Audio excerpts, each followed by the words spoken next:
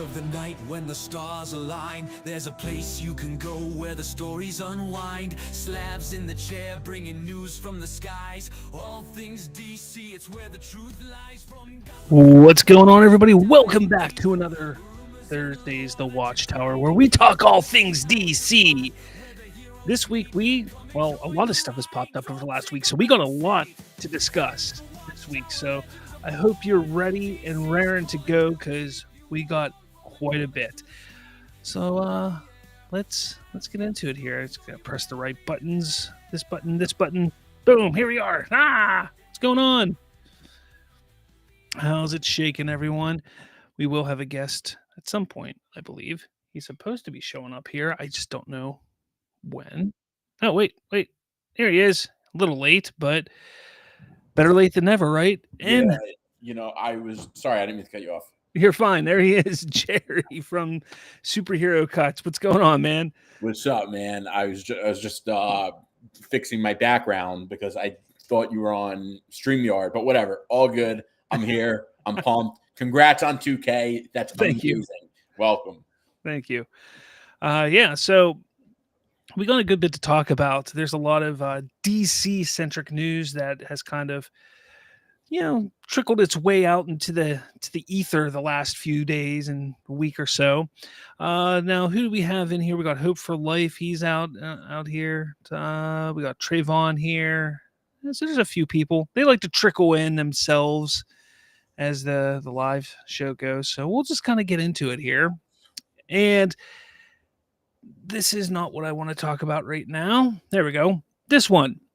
We're going to start with the Batman, because I know that you love the Batman so much and you think it's going to happen, and you think Robert Pattinson is the best Batman ever. And I don't think that. Stevie thinks that. I know.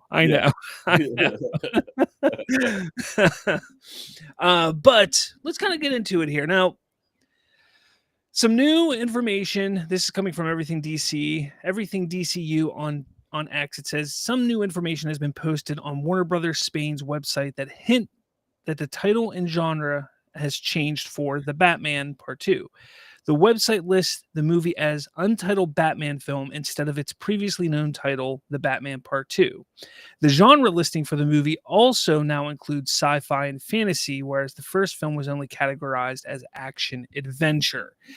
I want to ask you this, Jerry, because there's been a lot of back and forth that this movie is not going to happen. It's been delayed, 37 times at this point, and I was even told it's been probably more than a year ago, way more than a year ago, that it was going to be canceled. I even did a video about that because that's what I was told, and that's why I'm not a scooper, because I think that was my one shot, and I was like, never mind, never doing it again. Yeah. Everyone wants to go for your head if you're a scooper. Yeah, and honestly, when you get down to it, I don't take too much of what this is saying, but what do you think about this? Do you think this is a possibility that maybe they're changing the information because it's not going to be the Batman Part 2 and it's shifting to the Brave and the Bold? What do you think here? I don't think they are going to shift to the Brave and the Bold. I really don't. I think that, first of all, Warner Brothers is not in a strong position financially. And as big as we're all hoping the DCU is going to be, the only battle-tested IP they currently have is the Batman Epic Crime Saga. The Batman Epic Crime Saga has two entries, the Batman and obviously the Penguin. Both of them, by any measure, are huge successes. So I do think that I think that they might be touching a bit on the villain, because that's the only thing that makes sense to me. And if I'm wrong, I think that things might be changing.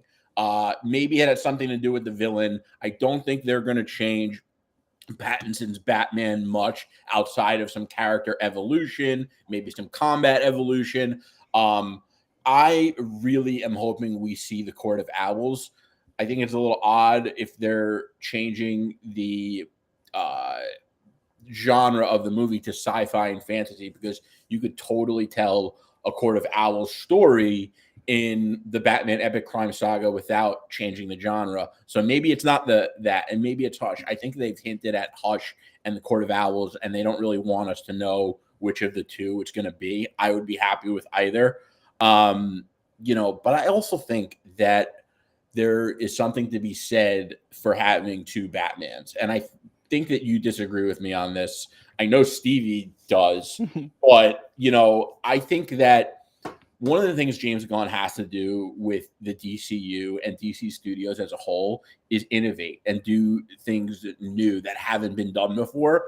And I think that if they, and this is what I said before the genre change, but like imagine a world where we get the Batman Part 2 and it's in line with what we got from the first one, and then we get the more fantastical DCU Batman.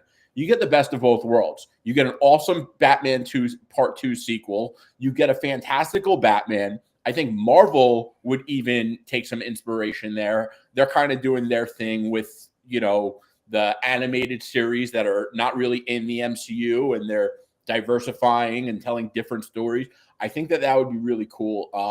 I think it's obviously there's some risk to it, and it's not the safest bet. But you got to take some risks to build a property up the way they want to build the DCU. For sure. I agree. But why I think a lot of people, and myself included, am a little like, maybe there's more to it, is because remember weeks ago when they had that whole get together and Peter Safran and James Gunn talked to a whole bunch of outlets and everything like that. Peter Safran said something very, very, very peculiar. They were talking about how the Batman 2 would be coming out in October 2027. Peter Safran, the way that he spoke about what was releasing then was very interesting. He said, there will be a Batman movie. That's all we can say right now. He said, in October 2027, there will be a Batman movie. That's all we can say right now. When did he say this? Remember that event that took place a few weeks back when a whole bunch of press went to the studio, and it was like that day, like the day after Zack Snyder showed up at the studio, and then all the press was there, and everybody was all like, and then people were all mad because that's all it was. That's all they did is they just talked about the press, yes. The press, that whole thing. This was one of the things that Peter Safran said. And even then I questioned it because I thought it was really weird. But now we see something like this where, this is just a Spanish or Spanish website, but it's peculiar. It is very peculiar because I know that there's things going on. I've heard what is quite possibly what is happening with Matt Reeves and why he's delayed and getting the script and everything like that. What I've heard, if he's ever ready to explain that, if him and his team want to come out and say what's going on, that's for them to decide. But here's the thing, where they keep saying that they're going to film by the end of this year, And if they do, they can absolutely hit that 2027 release date. But there's going to come a point where, hey, they may have to push it back again if they don't get the ball moving here. Yeah. And if Peter Safran says there will be a Batman movie in October 2027, maybe they have confidence that the DCU's Batman will release at that time. Maybe they are confident that, look, there has to be a Batman movie in 2027. This date is held for a Batman movie. Whether it's this Batman movie or the DCU Batman movie, it has to happen. And maybe that's the plan. I just don't know. I just think there's something fishy going on, and they just don't want to tell us yet. And is the Batman series going to be canceled? Like you said, it doesn't make sense to cancel because I get that it makes money in that regard. It makes them money. There's no reason to cancel it. But I'm on the side that I also think that all their resources and time and energy should just be into the DCU right now. So I can see it from both sides. It's sometimes I don't necessarily know which of those is the better answer, because I think that they're arguable. I think both of them are arguable points. The other aspect.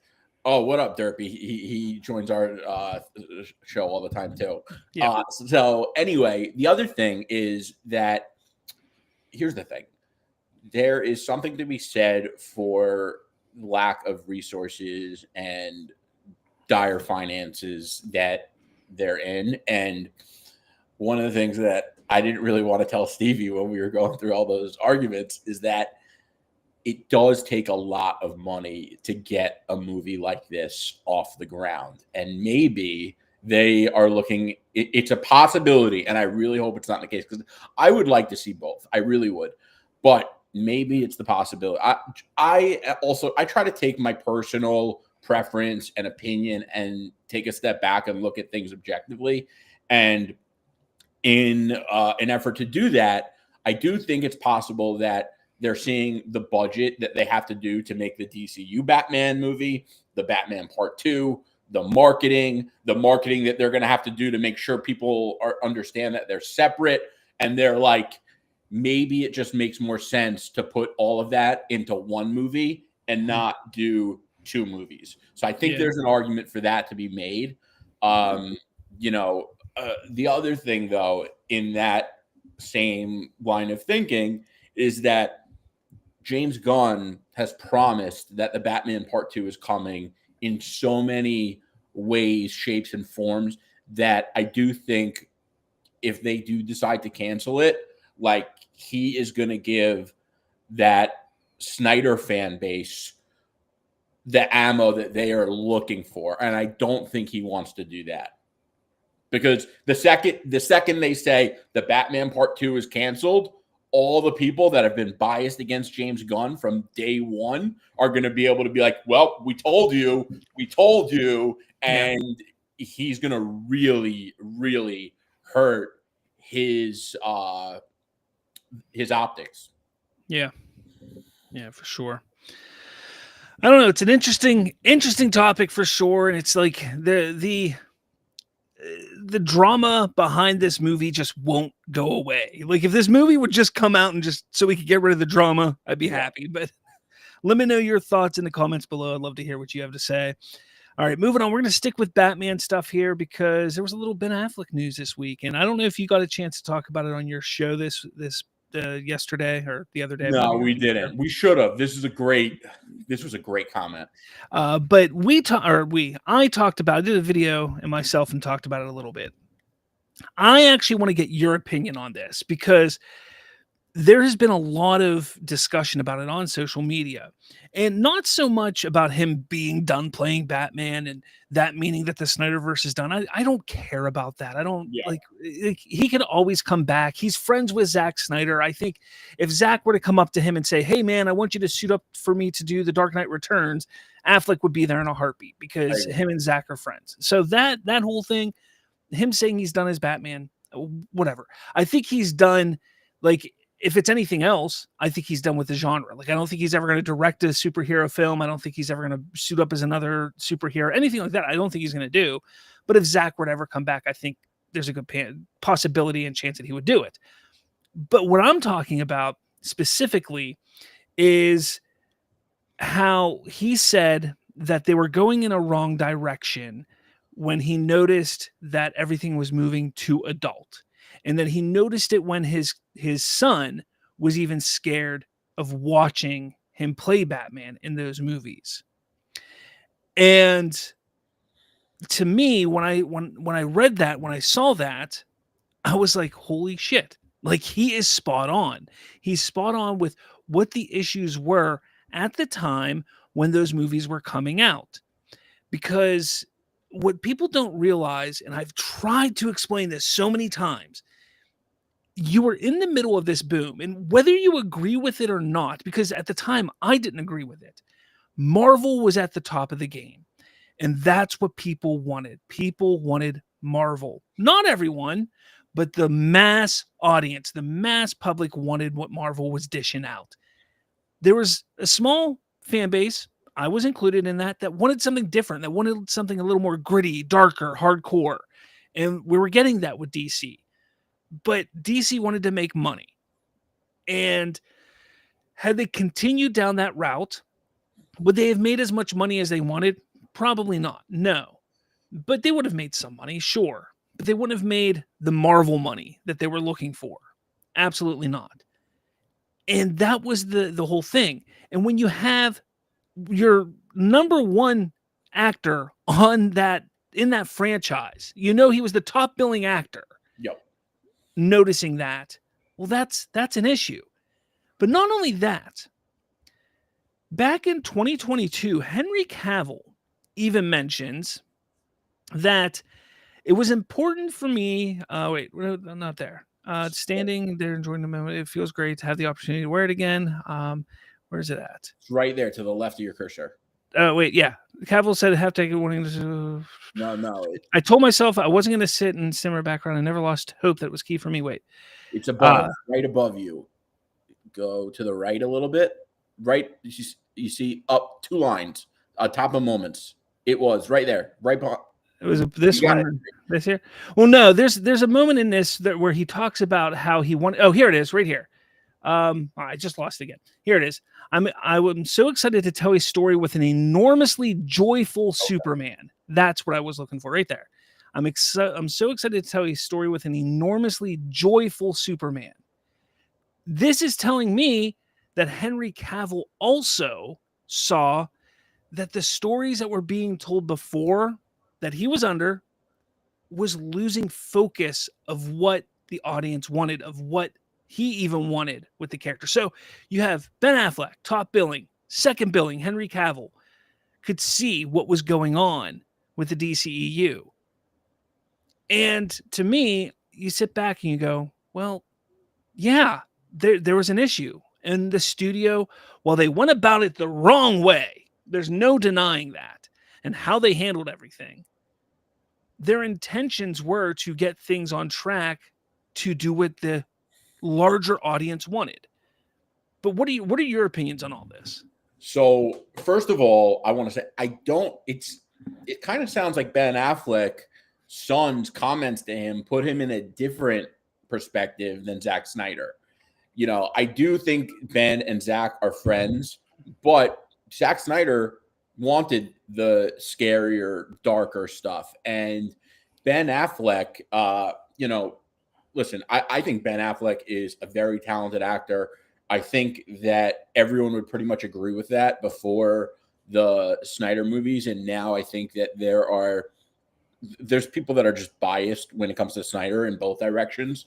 And I think people try to say, oh, he's not a good actor anymore because they don't like the Snyderverse, whatever. I think that Ben Affleck is, aside from just being a really talented actor, he is also just a box office superstar. Always has been. And I think he's able to, I think that experience and being in such big box office success after box office success gives you a perspective that's a little different than a lot of actors have the ability to have. And I think he's able to recognize that the direction that they were trying to go wasn't that mass market comic book movie IP that was going to ever compete with the MCU. And I think with Henry Cavill, I think not only Henry Cavill saw that, but I think Henry Cavill probably, and I think he made a comment once where he wanted a more faithful Superman to the comics. And I think Henry Cavill, on top of recognizing that, I think that Henry Cavill also understood that his legacy would be different had he got the opportunity to play a faithful Superman, and he did it, and it sucks because I do think it hurt his stock in a lot of ways. And I'm a fan of Cavill. I don't mean to, like I said, I just try to call it how I see it. So, I think they're both right though. Like I enjoyed those Snyder movies. For context, I started reading comics during COVID and got like super into it, and now I read everything, and I pretty much read, everything. So I look at those Snyder movies a little bit differently now than I did when they had originally came out. But I do still think that I enjoyed that. And for what they were, they're good movies. but I can understand where Ben Affleck and Henry Cavill were coming from. And I saw an interesting tweet about it today. I should have sent it to you to pull it up, but someone was like, the Tim Burton movies, Warner Brothers thought was too scary. So they ended up making Batman Forever to sell Happy Meals. And it's a funny comment, but at the same time, you have to understand movies are not just a business and they're not just an art form. It's where art and business meet, and both of them are equally as important. And if you can't understand that symbiotic relationship, I just don't know what you're doing commenting on movies, because both of them are just as important. You can't have the money without the art, and you can't have the art without the money.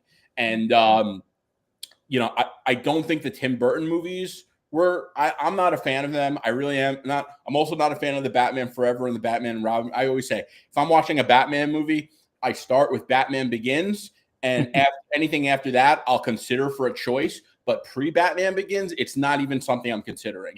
I don't like them. I don't like them. I don't think Tim Burton had any business making a Batman movie, and I don't think Batman Forever or Batman and Robin should exist either. You can't have this dark and brooding DC universe when the trend is something completely different. You could try to change the trend, but in order to change the trend, you have to be able to do something that the mass market is going to appreciate. And they just fail to do that. And, the other issue I see coming is that, and this I hate, but it's just the truth. If the DCU and DC Studios is a failure, I do think that in Hollywood, and there are executives, they make movies, but they're not like superhero nerds the way we are, and I do think that if the DCU and DC Studios fails, they're just going to say DC IP just isn't Marvel. It's just not something that makes a lot of money, and that's the way it is. It sucks, but it is what it is. We've tried it so many times. We tried it with Christopher Nolan. We tried it with Zack Snyder. We tried it with James Gunn. It's never became this big behemoth the way Marvel is, and it's going to be damaged goods. So I really think that we got to pull through for James Gunn. I think that James Gunn is credible. I think he's earned to be in a position where fans have faith in him. And that's why I really have a problem with what a lot of Zack Snyder fans are doing on the internet, because they want him to fail just to spite him because Zack Snyder didn't get the job. And I think it's really, really ugly. Yeah, I couldn't say it better myself there. Yeah. Well done. Thanks. Is what it is. I do see Trayvon Smith. I see what you're saying here about calling. You want me to say, can you talk about Harsh Critics, the YouTuber, because he said Jason, I guess you're saying Jason Momoa is a traitor because he wanted to play Lobo in James Gunn's. I've watched one thing from Harsh Critics.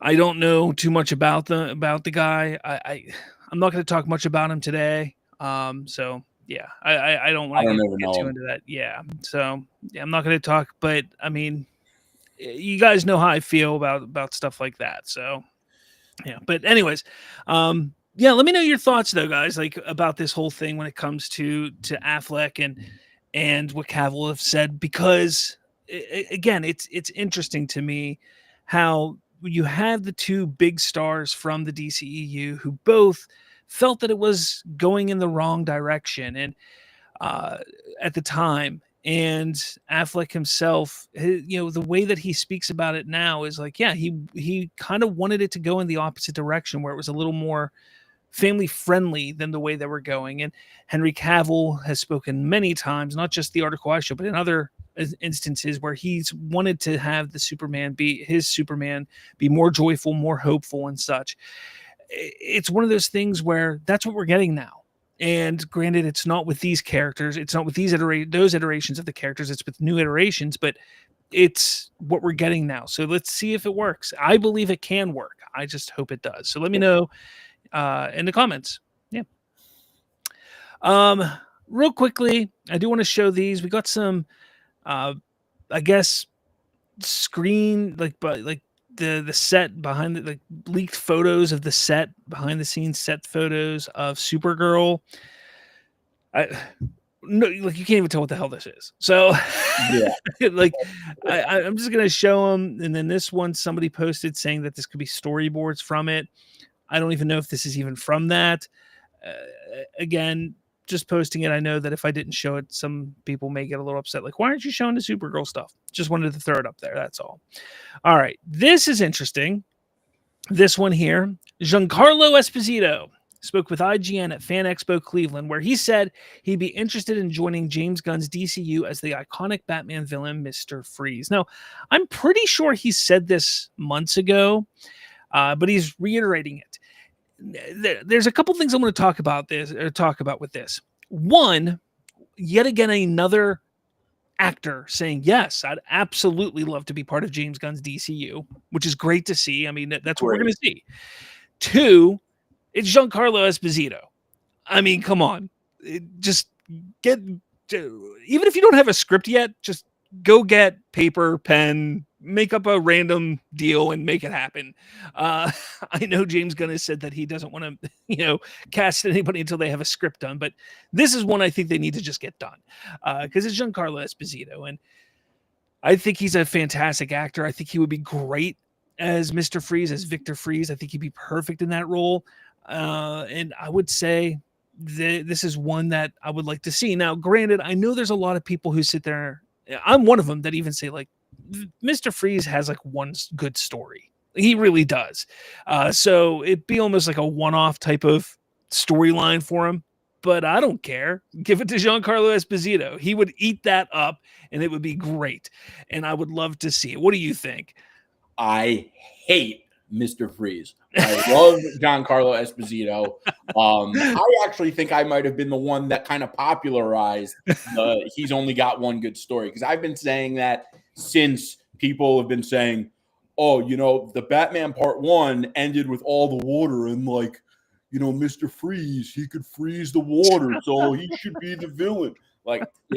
First of all, I don't know if you know this, but Mr. Freeze could freeze water even if Gotham's not flooded. And even if it doesn't take place in the winter, Mr. Freeze isn't a seasonal villain. But he sucks. They never use him in the comics because the writers are smart enough to recognize that he's a terrible villain. I love Giancarlo Esposito. I absolutely think they should bring him into the DCU. I also think it's a great sign that actors are kind of saying like, oh, yeah, I want to be in the DCU. They always do that when it comes to Marvel movies, and they do it because they know Marvel is going to get you a ton of eyes. They know it's going to at least be a box office success, and very rarely is it going to be a bomb of a movie. And they're seeing that it's going to be the same kind of thing in the DCU. So I think it's a really strong sign that actors are treating the DCU the way they've always treated the MCU. A lot of times I always get annoyed when you see pages be like, oh, this actor wants to be in Marvel. Of course they want to be in Marvel or the DCU. They know it's going to be a success. If you're an actor, why wouldn't you? So I think it's a great sign that the stars like Giancarlo Esposito are recognizing that the DCU is something to be a part of. Yeah. For me, I was always on the Giancarlo Esposito should have played Professor X personally. Like I wanted him to be Professor X. I think he would have been perfect for that. But after yesterday's casting news for Marvel, we're not going to talk about that. It looks like that is a ways away from getting away from Patrick Stewart being Professor X. So, grab him up. And plus, Giancarlo Esposito was just, what was his face in what's it called? In Brave New World anyways. So, not that they can't recast him as something else. They've done that with other actors in Marvel. But, they bring him into DC and have him play Mr. Freeze. Look, like I said, he's got one good story. Get that story done and out of the way early and be done with it. and move on. But I'm all for it. I do. I think it would be cool to see. He's a great actor, and yeah, I'm all for it. So let me know your guys' thoughts in the comments, though. Love to hear what you have to say. All right, this is what everybody's been waiting for. Everybody wants to talk about all this stuff, obviously, because we're getting close to CinemaCon. And CinemaCon is where we're supposed to get a trailer. Whoops. I think on Tuesday, right? CinemaCon is April 1st, Tuesday. Okay. Yes. Now, really interesting. I don't know why I didn't pull this up. I should pull this up real quick. I posted something really interesting here a little bit ago, and it is right here. I said, hear me out about Superman this week.